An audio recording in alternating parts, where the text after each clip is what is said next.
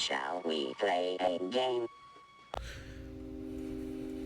Oh, great. I woke up. My greatest fears were realized in the winter. The days grew short. The longer nights merely provided this wretch with more opportunities. I mean, not really. Does your bedtime change in the winter? It just gets darker sooner. If it gets darker sooner, does that mean you have to go to bed earlier? My grandmother, a wonderfully kind and gentle woman, has deteriorated greatly since the death of my grandfather. Oh yeah, sadly that happens. My mother was trying her best to keep her in the community as long as possible. However, dementia is a cruel and degenerative illness, robbing a person of their memories one day at a time. Soon she recognized none of us, and it became clear that she would need to be moved from her house to a nursing home. Before she could be moved, my grandmother had a particularly difficult few nights, and my mother decided she would stay with her. As much as I loved my grandmother and felt nothing but anguish at her illness, this day I feel guilty that my first thoughts were not of her, but of what my nightly visitor may do should it become aware of my mother's absence. Her presence being the one thing which I was sure was protecting me from the full horror of this thing's reach. I rushed home from school that day and immediately wrenched the bed sheets and mattress from the lower bunk, removing all the slats, placing an old desk, a chest of drawers, and some chairs which we kept in the cupboard where the bottom bunk used to be. I told my father I was making an office, which he found adorable, but I would be damned if I gave that thing a place to sleep for one more night. Oh yeah, okay, piss it off. That's gonna... okay. It's just gonna be like, oh, there's no bed there. Well, fuck if I can haunt this kid anymore. My only impulse was to sneak in her jewelry box and take a small family crucifix, which I had seen there before. While my family was not very religious, at that age I still believed in God and hoped that somehow this would protect me. Although fearful and anxious while gripping the crucifix under my pillow tightly in one hand, sleep eventually came as I drifted off to dream. I hoped that I would awaken in the morning without incidents.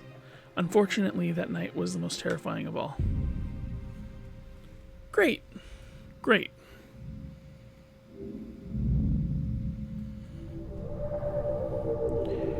Chapter 5, Urban Explorer. I'm kind of finding that these chapter names don't really have a lot to do with what's actually going on. I do appreciate, knock on wood, that there haven't really been a lot of jump scares. It's been a lot of atmospheric stuff, which is a lot harder to do and is a lot more impressive, I believe, horror-wise. But I do think it's probably building to a jump scare, and if it does do a jump scare at the end, this game has earned it. So,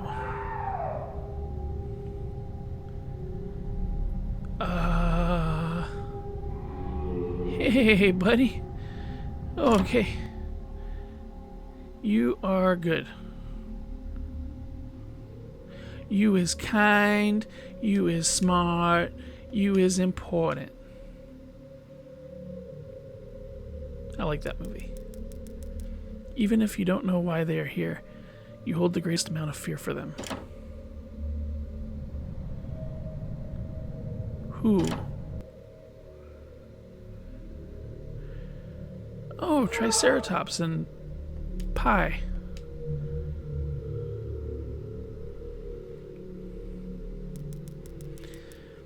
The sounds of screams are awful. They're even worse when they are your own. I don't want to go downstairs yet. Or do I? Pile of mattresses, dirty and worn out. Is this ghost trying to, like, tell me something? Like, it's upset with something. Piece of paper here, it reads knock knock. There's a piece of paper here. The text on it is illegible. It said knock knock.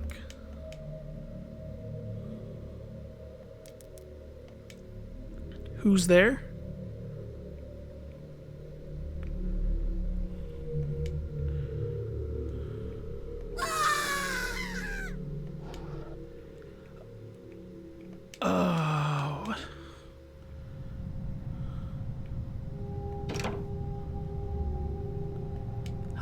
Hey. Are you... locked. Are you hiding in the locker, buddy? Are you a friend? A rare friend in this hell of this dreaming hell? A writing desk with some school material on it.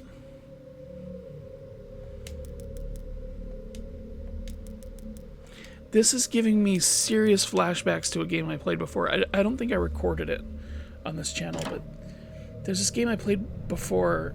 It was an RPG Maker game. And you played as this guy that... oh, shit. He goes to this, like, place with all these, like, dream demons. And they, like, give him... The lock on this door is broken. I don't think I can get in here. It's on itch.io. I don't remember what it's called. I'll put it... oh, Jesus. I'll put it in the description if I remember.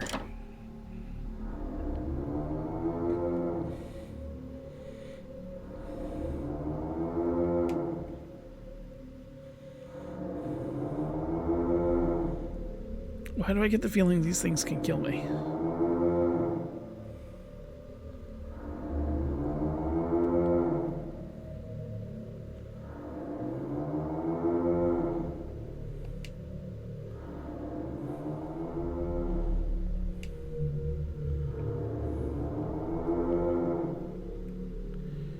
Am I supposed to get over here? What am I supposed to be doing? Are you bad?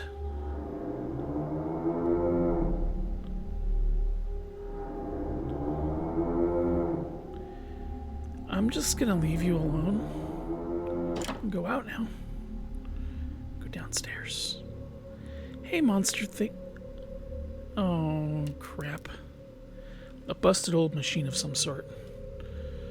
Well, of course there's a ladder going to a hole. Why wouldn't that be in a school?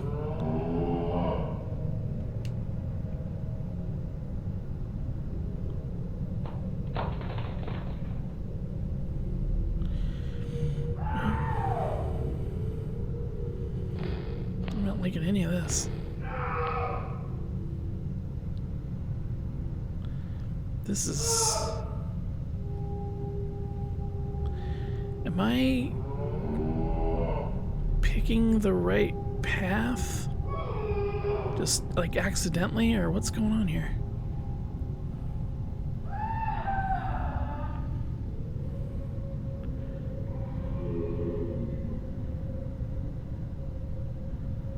Okay.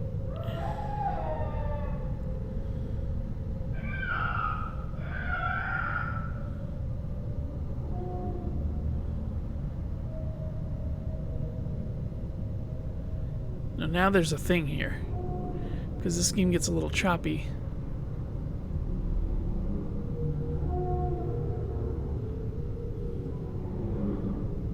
Hi. Can we just talk? I always wondered about that in, like, ghost movies and stuff. Like, I mean, I guess in Paranormal Activity they tried to contact the ghost and it just pissed it off. But it's like, why don't you just be clear about what the fuck you want? Then we don't have to do all this, like, rigmarole. Yeah, Cthulhu's gonna eat me. I get it.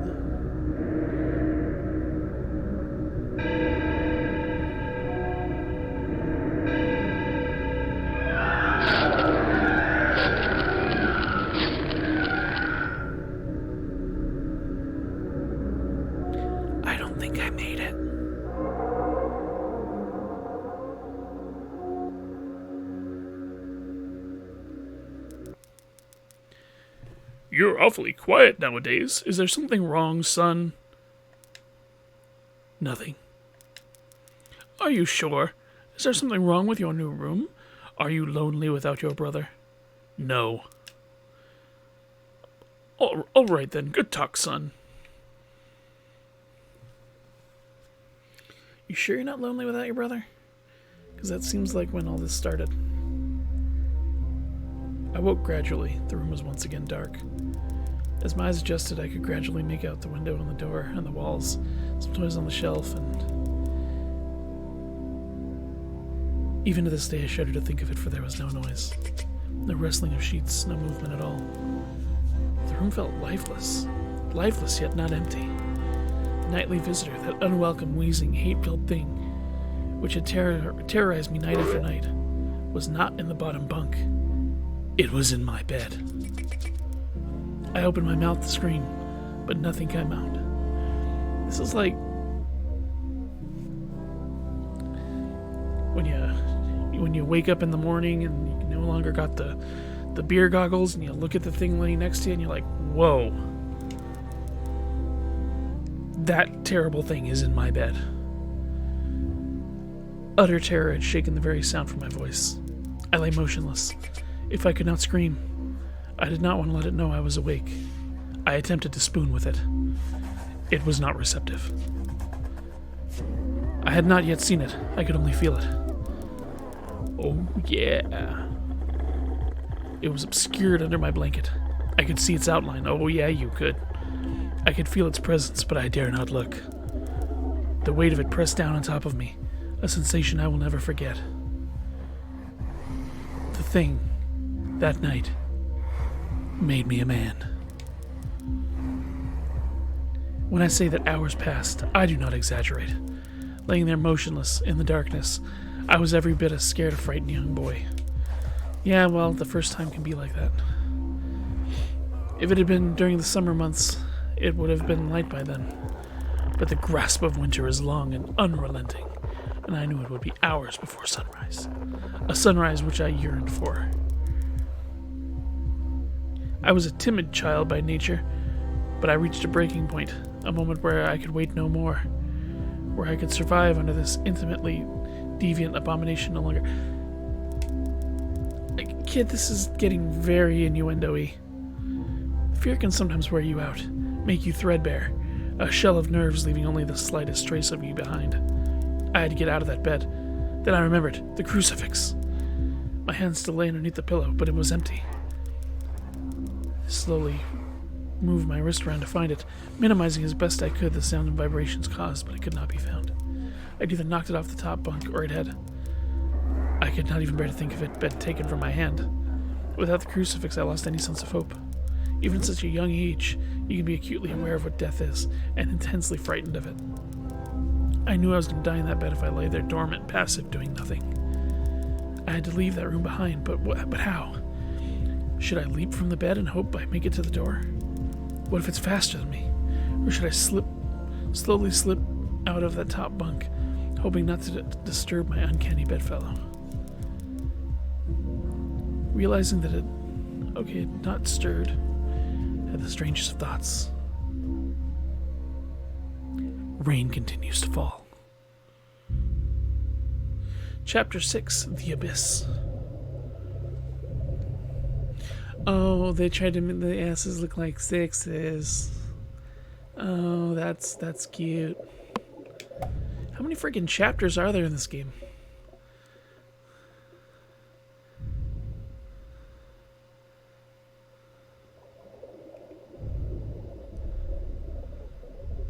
They call him Flipper, Flipper, faster than lightning. No one you see is smarter than he. I don't think fish swim like that.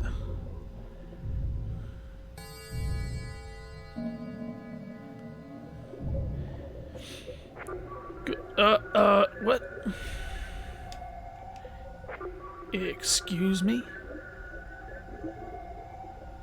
I don't think I want to go in there. Swimming into some giant metal fish's colon. Drain water and remove diving gear. Oh, I'm wearing diving gear. I didn't even know I was wearing diving gear. I just thought this is a dream, so I don't have to breathe.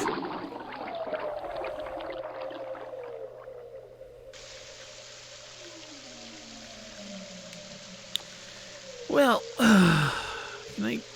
can I?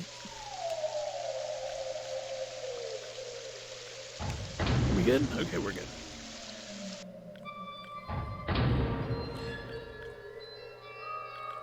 Papa? Papa! Bible! Papa!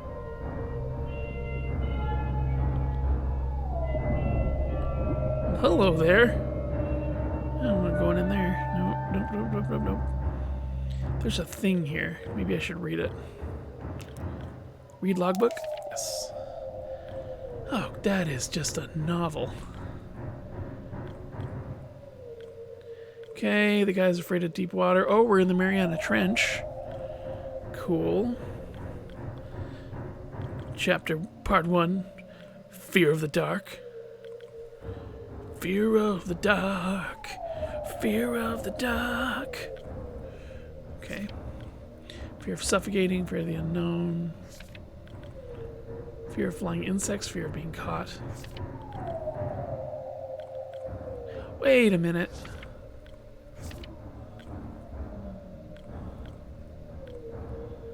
Are these what the different chapters are supposed to represent? Oh, whatever. Let's. Oh, okay. Let's keep going. This is great and whatever, but I gotta follow my papa.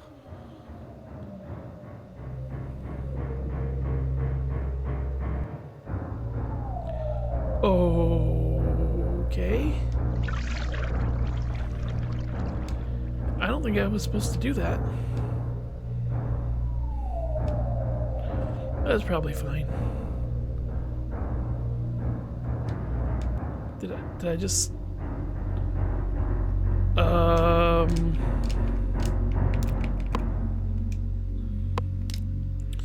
Well, there's nothing I can do.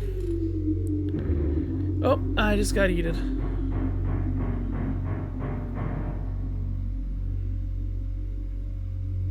I got eaten by that spiky butthole.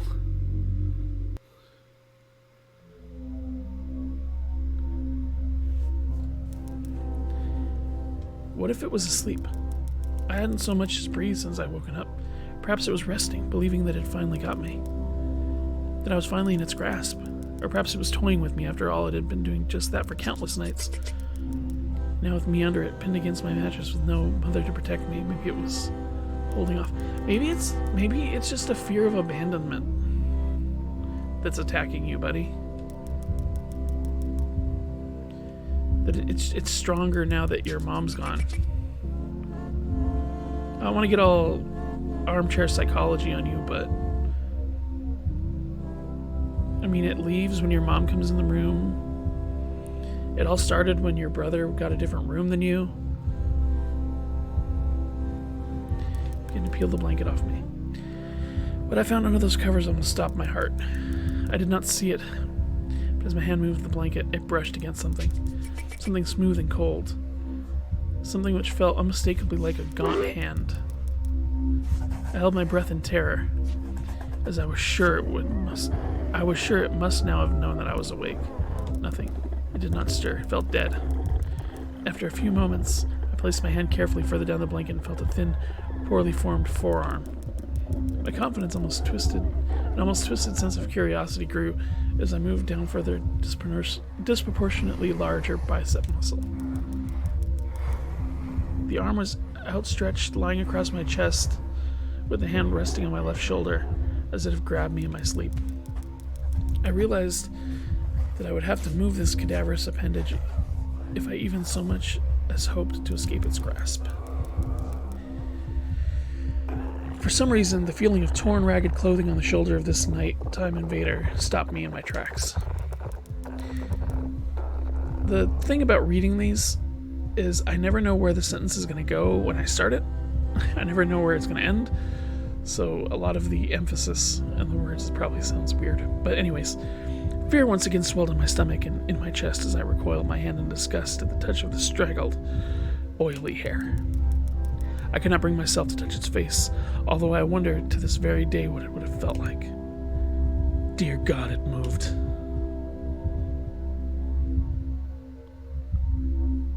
Is there another one? Chapter 7, Hostia. I'm guessing there's going to be 10 chapters. Right?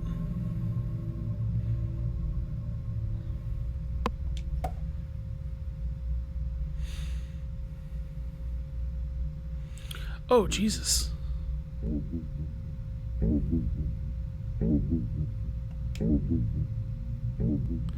Well, I'm just gonna not worry about that.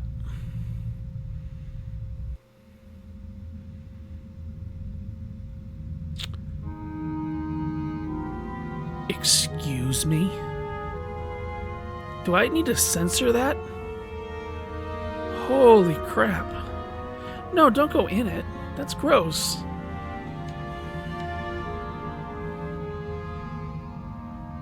Oh, this is grid movement. See, I just press the button once and he goes like all the way there. So this is grid based. I guess I'm going in the butthole.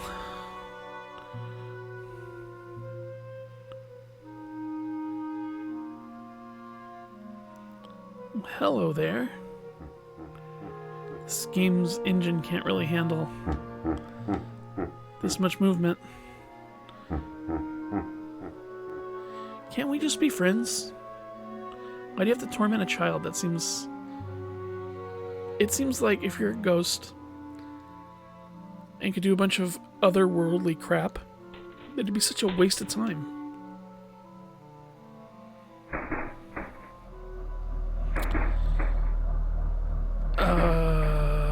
Hello?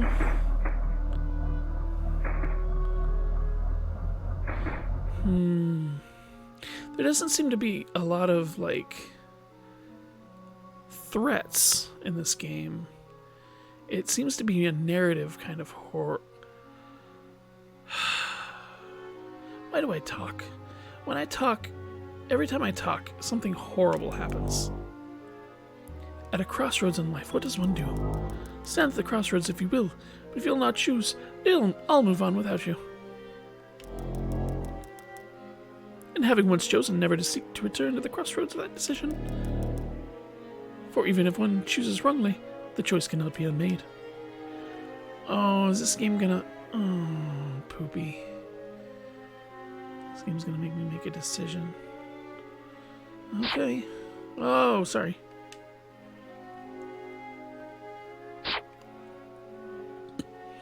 Well, fine. I'll go this way.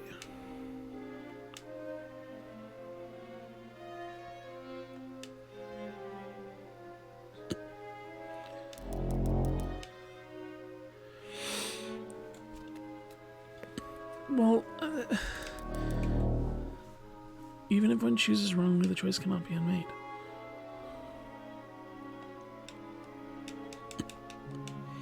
Well, what am I supposed to do? They don't move.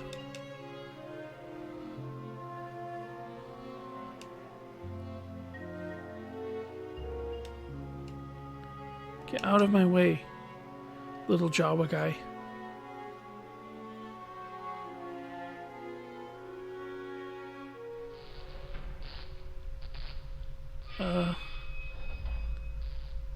Pardon?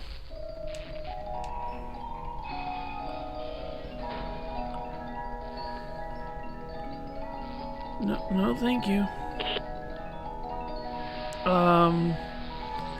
Telephone pole? What's going on here? Kid.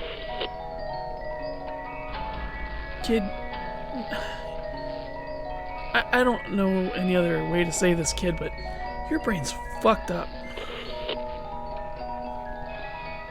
Yes, and that is my, oh, Jesus. Jesus. That is my professional opinion. It moved. It was subtle, but its grip on my shoulder and across my body strengthened. No tears came, but God, how I wanted to cry. As its hand and arm slowly coiled around me, my left leg brushed against the cool wall, which the bed lay against. I'm trying to think of what this could be like. This has got to represent something, right? Of all that happened to me in that room, this was the strangest.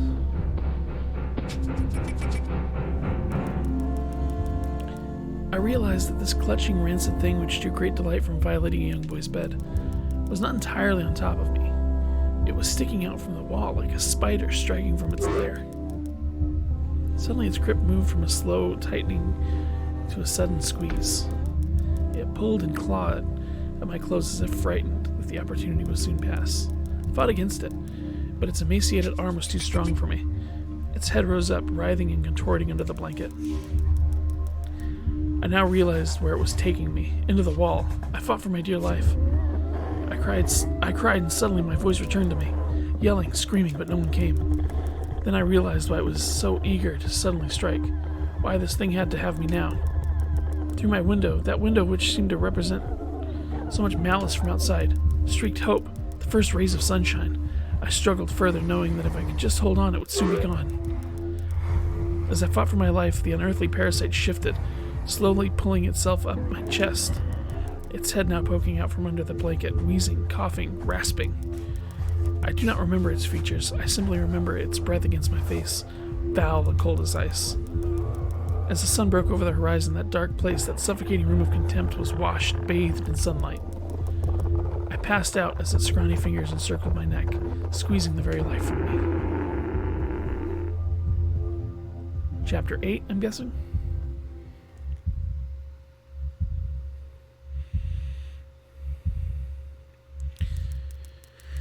I awoke to my father offering to make me some breakfast. A wonderful sight indeed.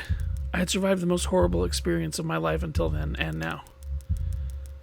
I moved the bed away from the wall, leaving behind the furniture I believed would stop that thing from taking a bed. Little did I think it would try to take me. Or little did I think that it would try to take mine and me. Weeks passed without incident. Yet on one cold, frostbitten night, I awoke to the sound of the furniture where the bunk beds used to be, vibrating violently. I lay there. Sure, I could hear a distant wheezing coming from deep within the wall, finally fading into the distance. The following year, I was given a larger room on the other side of the house. My parents took that room as their bedroom. They said they didn't need a large room, just one big enough for a bed and a few things. They lasted 10 days. We moved on the 11th.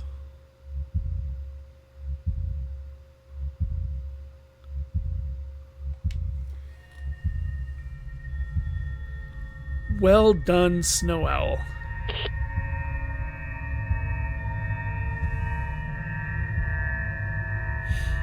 Very well done. This is, of all... this is way up there on the indie horror games I've played. There's been a few indie horror games that I've played that have stuck with me. I think this is going to be one of them.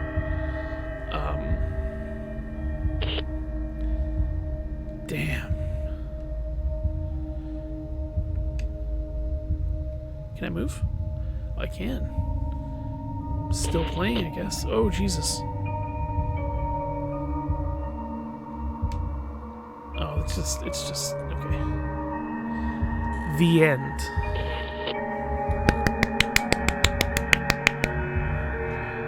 Very well done. Probably gonna have to make this a two-parter because this was a long one.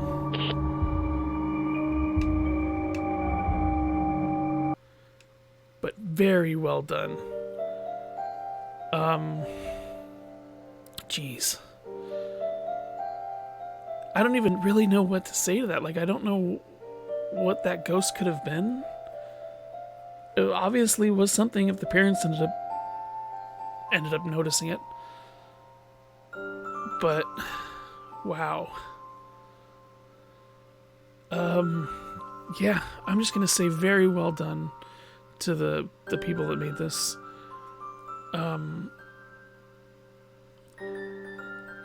It's free right now on Steam. It seems like there were a few other places I could have gone that I didn't end up going to. So I don't know if this is the true ending or if... I'm pretty sure I've read this creepypasta before, or at least heard someone read it, heard a reading of it. And I'm pretty sure that's how it moved, because I remember the part where, like, the parents move into the room and then they ended up just moving.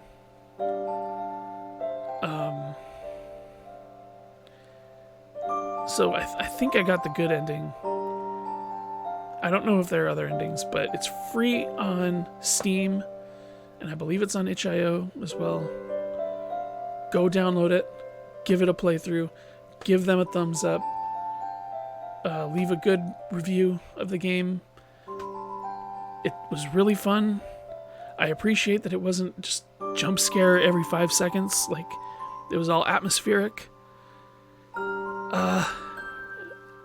So I guess that's it for this playthrough. This has been It Moves. Like, comment, subscribe if you enjoyed. And this is Element Cuatro saying, be good humans, and I will see you next time. Bye-bye.